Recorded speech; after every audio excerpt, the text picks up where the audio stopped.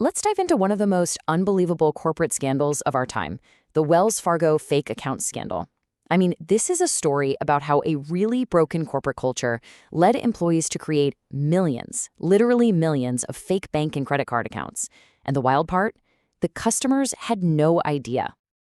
And yeah, you heard that right. We're talking millions. The scale of this is just mind-boggling. This was never a case of a few rogue employees. No, this was a deep, systemic issue that went on for years, leading to all those unauthorized counts. But these weren't just numbers on a spreadsheet. Every single one of those fake accounts was tied to a real person, a real customer who had their trust completely violated, and it caused real harm.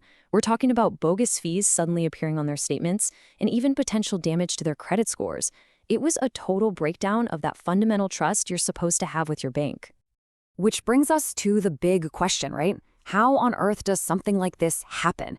Especially at one of the biggest, most established banks in the country. What was going on inside Wells Fargo that led to such a massive, widespread ethical collapse? Well, to really get how it happened, you have to look at why it happened.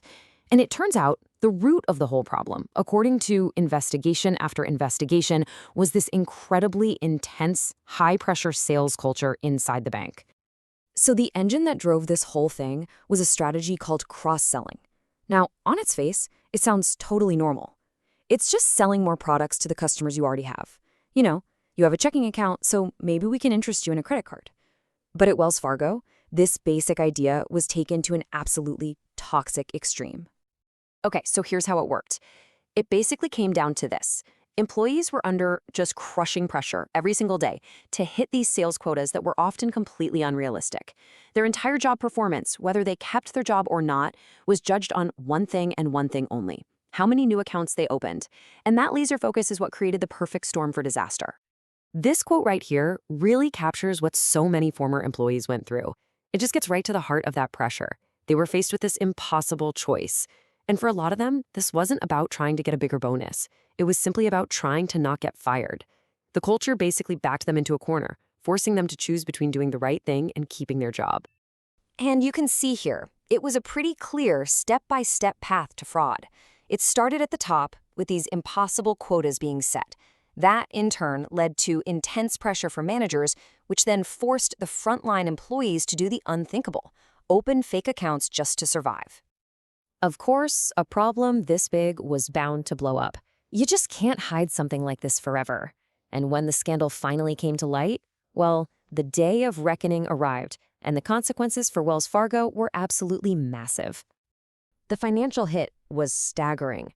We're talking billions, with a B, in fines and penalties from regulators like the Consumer Financial Protection Bureau.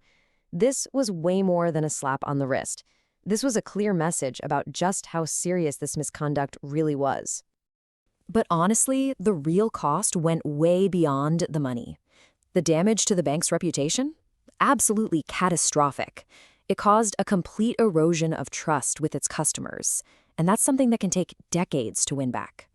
And maybe most importantly, it made everyone ask some really tough questions, like, are the ethics and compliance programs at these giant companies even working?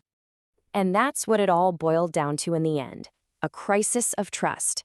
You can pay back the money, you can settle the fines, but rebuilding that core belief that your bank is actually looking out for you, well, that's a whole different ballgame. And that was the deepest, most lasting wound from this whole scandal. So what do we take away from all this? What's the lesson here about banking, about corporate culture and ethics? And really, the most important question is, how do we make sure something like this never, ever happens again? This question gets right to the heart of the matter. It's all about incentives. The whole scandal forces us to ask, how do you design a system that actually rewards employees for doing right by the customer, for creating real value, instead of just pushing them to hit some random number? And this slide lays it out perfectly. On the left, you've got that broken model, the one that only cares about the number of accounts opened. But on the right, you have a much healthier, ethical model, one that rewards things like customer satisfaction and their long-term financial health. The entire focus has to shift from pure quantity to genuine quality. So the way forward really has to happen on a few different levels. First, we need stronger regulations to protect consumers. But just as important, companies themselves have to build ethics programs that actually have some teeth, that aren't just for show. And the whole idea of compliance needs a rethink to make sure it's about preventing problems before they start, not just cleaning up the mess afterward.